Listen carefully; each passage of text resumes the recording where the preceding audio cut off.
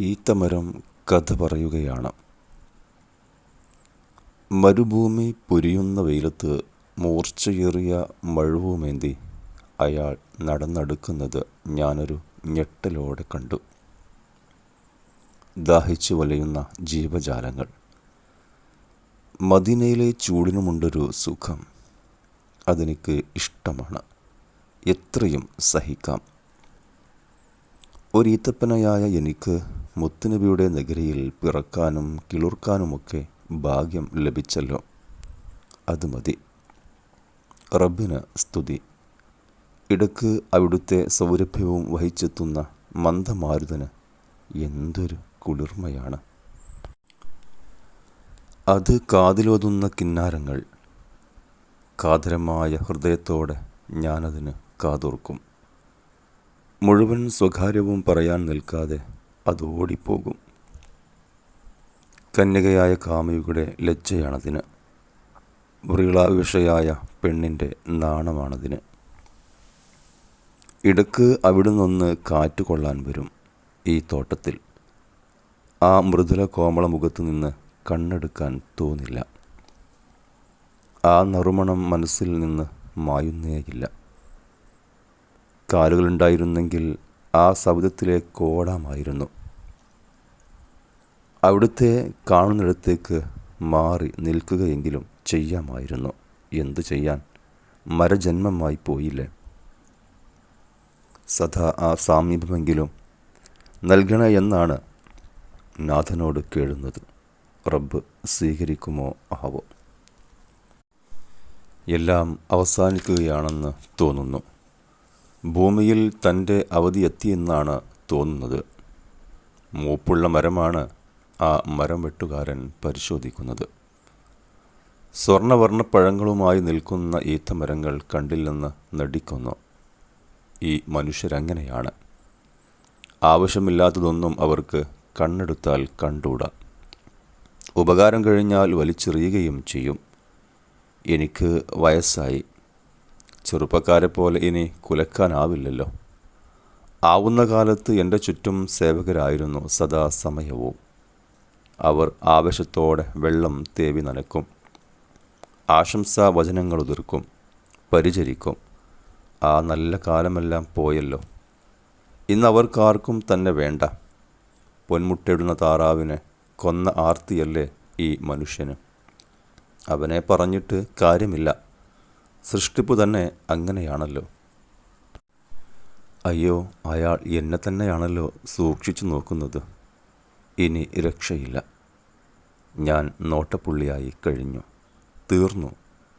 കുറച്ചു കഴിഞ്ഞാണ് മുതലാളി എത്തിയത്. അവരുടെ മുകളിലേക്ക് നോക്കി. ചുറ്റും നടന്നു. തടി പരിശോധിക്കുകയാണ്. മുത്തുനബിയുടെ സഖാക്കളാണ്. അരുതാത്തൊന്നും അവർ ചെയ്യില്ല. അതാണൊരു സമാധാനം. ഇത് വെട്ടാമെന്ന് തോന്നുന്നു അല്ലേ? ഒരുവിധം നല്ല മൂപ്പുണ്ട്. എന്തു ചെയ്യാൻ? ഞങ്ങളുടെ വിധി ഇതായിപ്പോയി. പ്രതിഷേധിക്കാമോ? എന്നാലും ചുമ്മാ വിറകാകാനും അഗ്നിയാകാനുമാകുമോ വിധി? റബ്ബ് കാക്കട്ടെ. കണ്ണടച്ച് വിധേയപ്പെട്ട് നിൽക്കെ മുതലാളിയുടെ സ്വരം. കുറേയായി വിചാരിക്കുന്നു വെള്ളിയാഴ്ച മുത്തുനബിക്കൊന്ന് ചാരി നിൽക്കാൻ ഒരു തടി നൽകണമെന്ന്. ഇപ്പോഴേ സൗകര്യപ്പെട്ടുള്ളൂ. ഈ മരം തന്നെ വെട്ടിക്കൊള്ളൂ. ഹോ, അത് കേട്ടപ്പോൾ പുളകം കൊണ്ട് കോരിത്തരിച്ചു ഓലകൾ എഴുന്നു നിൽക്കുന്നു. ആ പൂവുടൽ താങ്ങി നിൽക്കാൻ ഭാഗ്യം ലഭിക്കുമെന്നോ? കാതുകളെ വിശ്വസിക്കാനായില്ല. ലോകത്ത് ഒരു ഈത്തപ്പനക്കും കിട്ടാത്ത ഭാഗ്യം തൻ്റെ പ്രാർത്ഥന നാഥൻ കേട്ടു. എന്നെ വേഗം വെട്ടിയെടുത്തോളൂ എന്ന് പറഞ്ഞു നോക്കി. അവർക്ക് കേൾക്കില്ലല്ലോ. അതൊരു മരമർമ്മരായ അവർക്ക് തോന്നിക്കാണൂ. വേരുകൾ വെട്ടിമാറ്റിയപ്പോഴും കൈകൾ അറുത്തെടുത്തപ്പോഴും എനിക്ക് വേദനിച്ചില്ല. ഈർച്ചവാളുകൾ ഹൃദയം പിളർന്നപ്പോൾ ഒരു ആനന്ദമാണ് അനുഭവപ്പെട്ടത്. മധുര നൊമ്പരം. എപ്പോഴങ്ങെത്തുമെന്നാണ് ചിന്ത. മുത്തുനബിയുടെ പള്ളിയിലെത്തിയിട്ടിപ്പോൾ കുറച്ചായി. എൻ്റെ കൂട്ടുകാർ പലരും എന്നെപ്പോലെ പള്ളിയുടെ തൂണുകളാണ്. അലകും പിടിയും എല്ലാം ഞങ്ങൾ തന്നെ. മേഞ്ഞതും മേൽക്കൂരയും ഞങ്ങളുടെ ഓലയും പട്ടയും. സർവോപകാരിയായ ഒരു മരമെന്നാണ് നബി ഞങ്ങളെ പുകഴ്ത്താറുള്ളത്. സത്യവിശ്വാസി ഈത്തമരം പോലെയാണത്രേ. എല്ലാം അവിടുത്തെ മനോഹരമായ വാക്കുകൾ. എൻ്റെ കൂട്ടുകാർക്കൊന്നും എൻ്റെ ഭാഗ്യമില്ല. ഞാൻ ആലോചിച്ചു. എന്നോടവർക്ക് അസൂയുണ്ടോ ആവോ? ഏയ്, അതുണ്ടാകില്ല. അസൂയ വെക്കാൻ അവർ മനുഷ്യരൊന്നുമല്ലല്ലോ. മുത്തുനബിയുടെ ലോലസ്പർശം എത്ര ആനന്ദാനുഭവമാണ്. അവിടുത്തേക്ക് ചാരാൻ നെഞ്ചു വിരിച്ച് നിന്ന് കൊടുക്കുക. അവിടുന്ന് കാലുകൾ അടുത്ത് വെക്കുമ്പോൾ ആ മടമ്പുകളിൽ ഞാൻ ആർത്തിയോടെ ചുംബിക്കാറുണ്ട്. എന്തൊരു സ്വർഗീയ സൗരഭ്യമാണതിന്! എത്ര കഥകൾ, ചരിത്രങ്ങൾ, താക്കീതുകൾ, ഭീഷണികൾ, അവിടുത്തെ സഖാക്കളോടുള്ള മുന്നറിയിപ്പുകൾ, ധനാഭ്യർത്ഥനകൾ എല്ലാം ഞാൻ ഗൗരവത്തോടെ കേട്ടു. ഉൾക്കിടിലത്തോടെ പഠിച്ചു. അവിടുത്തെ പോലെ കാര്യങ്ങൾ വ്യക്തമായി പറയാൻ അറിയുന്നവരാരെങ്കിലുമുണ്ടോ? മുത്തുമണികൾ ഉതിർന്നു വീഴും പോലെയാണ് മണിനാഥം. ചിലപ്പോൾ ഭീകരമായ ചിലത് അവിടുന്ന് വിശദീകരിക്കുമ്പോൾ കരഞ്ഞു പോകും. ഓ, ആ കണ്ണീർ, അതാണെനിക്ക് സഹിക്കാനാകാത്തത്. ഏങ്ങലടിച്ചു കരയുന്ന ആ രൂപം, അതോർത്ത് ഞാൻ പലതവണ ഒറ്റയ്ക്ക് കരഞ്ഞിട്ടുണ്ട്. ചിലപ്പോൾ അവിടുത്തെ കാലുകൾ വിറക്കും. ഒരു താങ്ങായി ഞാൻ ഇളകാതെ നിന്ന് കൊടുക്കും. അവിടുന്ന് വീണാൽ ഹോ, ഓർക്കാൻ പോലും വയ്യ. അവിടുന്ന് വരുമ്പോഴും പോകുമ്പോഴും ഞാൻ ജാഗ്രതയോടെ നിൽക്കും. ഒരു പട്ടാളക്കാരൻ്റെ ചിട്ടയോടെ തന്നെ. എന്നെ ഭാരം കൊണ്ട് വേദനിപ്പിക്കരുതെന്ന നിർബന്ധമുണ്ട് അവിടുത്തേക്കെന്ന് തോന്നുന്നു. ആ സ്നേഹവായ്പ് എനിക്ക് കിട്ടിയത്ര മറ്റാർക്ക് കിട്ടിക്കാണും. പള്ളിയിൽ ദിനം പ്രതി ആളുകൾ വർദ്ധിക്കുകയാണ്. അന്ന് 3-4 പേർ ചേർന്നൊരാളെ താങ്ങിക്കൊണ്ടുവന്നു. ഞാൻ സൂക്ഷിച്ചു നോക്കി. 4 പടിയുള്ള ഒരു സുന്ദരൻ മിമ്പർ. കുറേ കാലമായി അവിടുന്ന് താഴെ നിൽക്കുന്നു. ഇനി ഈ മിമ്പറിലാകട്ടെ. ഒരു സ്ത്രീ നൽകിയതാണത്രേ അത്. ആരോ പറയുന്നത് അല്പമേ ഞാൻ കേട്ടുള്ളൂ. എൻ്റെ കണ്ണുകളിൽ ഇരുട്ട് കയറി. ഞാൻ തളരുകയാണ്.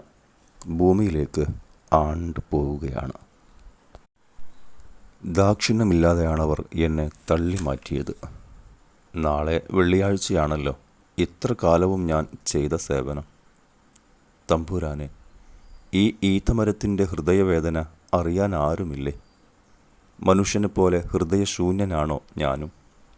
എൻ്റെ മനസ്സു കാണാൻ ആരുമില്ലേ? അവരെന്നെ ഒരു മൂലയിൽ കൊണ്ട് നാട്ടി. ഹൃദയം പിളരുകയാണ്. വയ്യ, ഒന്നും ആലോചിക്കാൻ വയ്യ. പുതിയ മെമ്പർ എന്നെ നോക്കി പരിചയഭാവത്തിൽ ചിരിക്കുകയാണ്. അതോ പരിഹസിച്ചോ? ഞാനത് കണ്ടില്ലെന്ന് നടിച്ചു. മുത്തുനബി എന്നെ ഒഴിവാക്കുമോ? അതാണ് ആശങ്ക. അള്ളാഹുവിൻ്റെ പ്രവാചകരുടെ കൽബും ഊഷരമാണോ? അന്നെനിക്ക് ഉറക്കം വന്നില്ല. ചിന്തിച്ചും കണ്ണീരൊലിപ്പിച്ചും നെടുനിശ്വാസമുതിർത്തും ഞാൻ നേരം വെളുപ്പിച്ചു. ജുമുഅയുടെ നേരമായി. ജനങ്ങൾ പള്ളിയിൽ സൊഫായിരുന്ന് അൽകഹ്ഫ് ഓതുന്നു. ഈ ആനന്ദമുള്ള കാഴ്ച ഞാൻ കൗതുകത്തോടെ നോക്കി നിൽക്കാറുണ്ട് എന്നും. ഇന്നെനിക്കൊന്നിലും മനസ്സ് നിൽക്കുന്നില്ല. പതറുകയാണ്. അവിടുന്ന് അതാ വരുന്നു. നേരെ വന്ന് ആ പുത്തൻ മെമ്പറിലേക്കാണ് കയറുന്നത്. എന്നെയൊന്ന് നോക്കിയത് പോലുമില്ല. അള്ളാഹുവിൻ്റെ റസൂലും എന്നോടത് ചെയ്തു. ആ മനസ്സും കല്ലാണോ? എൻ്റെ പരിമിതികളെല്ലാം ഞാൻ മറന്നു. അറിയാതെ മനസ്സിൽ നിന്ന് ഒരാളൽ പാളി. അടക്കി നിർത്തിയതത്രയും ആർത്തലച്ചു പൊട്ടി. ചിറ തകർത്തതോർമ്മയുണ്ട്. യാ റബ്ബി, ഞാൻ ഉറക്കെ കരഞ്ഞു. പള്ളി പോലും പ്രകമ്പനം കൊണ്ടത്ര. എൻ്റെ ശരീരവും വിണ്ടു കീറി. ബോധം മറഞ്ഞു. സങ്കടം അത്ര ശക്തമായിരുന്നുവെന്നറിയാമല്ലോ. എനിക്കോർമ്മ തിരിച്ചു കിട്ടുമ്പോൾ ജനങ്ങളെല്ലാം എൻ്റെ ചുറ്റും കൂടി നിൽക്കുകയാണ്. എൻ്റെ തേങ്ങലും കരച്ചിലും അവരെല്ലാം കേട്ടത്രേ. റബ്ബെനിക്ക് തന്നതാണപ്പോൾ ഈ കഴിവ്. ഞാൻ എത്ര വിലപിച്ചിട്ടും ഇന്നേ വരെ അവർ കേട്ടില്ലല്ലോ. സ്വഹാബികൾ പുതുമയോടെ ആ പുതുമ പരസ്പരം വിവരിക്കുകയാണ്. കേൾക്കട്ടെ, മതി വരുവോളം കേൾക്കട്ടെ. ഞാൻ വീണ്ടും തേങ്ങാൻ തുടങ്ങി. നബി സല്ലല്ലാഹു അലൈഹി വസല്ലമ തങ്ങൾ ധൃതിപ്പെട്ടിറങ്ങിയോടി വന്നു. എല്ലാവരും മാറി നിന്നു കൊടുത്തു. കുഞ്ഞിനെ ഉമ്മയെന്ന പോലെ വാരിയെടുക്കാനാണ് പുറപ്പാട്. വിരുത്തിപ്പിടിച്ച കരതലങ്ങൾ ഞാൻ കണ്ടു. മനോഹരമായ ആ പാണികൾ എന്നെ ചുറ്റി വരിഞ്ഞു. ഞാനെൻ്റെ ശരീരം അവിടുത്തോട് ചേർത്തിയമർത്തി. ആ കൽബോടൊട്ടി നിന്നപ്പോൾ എനിക്ക് സഹിക്കാനായില്ല. വീണ്ടും സങ്കടം പൊട്ടി. ഞാൻ കുട്ടികളെപ്പോലെ ആർത്തലച്ച് മുക്രയിട്ട് കരഞ്ഞു. കേൾക്കാത്തവരെല്ലാം കേട്ടു. കേൾക്കട്ടെ. ഈത്തപ്പനയാണെന്ന് കരുതി ഇങ്ങനെ അവഗണിക്കാമോ? എല്ലാവർക്കും കാരുണ്യമല്ലേ അവിടുന്ന്? എനിക്കതിന് അവകാശമില്ലേ? കാര്യമറിഞ്ഞവരെല്ലാം കരച്ചിലൊതുക്കാൻ പാടുപെടുകയാണ്. ആർദ്ര ഹൃദയരല്ലേ അവർ? അവിടുന്ന് എന്നെ സമാധാനിപ്പിക്കുകയാണ്. കുറേ നേരം അണച്ചു കൂട്ടിപ്പിടിച്ചു. ആ ഗാഢാശ്ലേഷത്തിൽ അമർന്ന് കിടക്കാനെന്ത് സുഖമാണ്, മനസ്സമാധാനമാണ്. ക്രമേണ ഞാൻ ശാന്തനായി. അവിടുന്ന് എൻ്റെ മനസ്സ് വായിച്ചിരുന്നു, എൻ്റെ സ്നേഹം ഉൾക്കൊണ്ടിരുന്നു. സഖാക്കളോട് പറയുന്നത് കേട്ടു. ഞാൻ എണ്ണിട്ടുവെന്ന് ഇതിനെ സമാധാനിപ്പിച്ചില്ലായിരുന്നുവെങ്കിൽ അന്ത്യനാൾ വരെ ഇതിങ്ങനെ തേങ്ങുമായിരുന്നു. എന്നെപ്പറ്റിയാണ് അവിടുന്ന് പറയുന്നത്. അവിടുത്തെ പറ്റി ഞാൻ വെറുതെ തെറ്റിദ്ധരിച്ചു.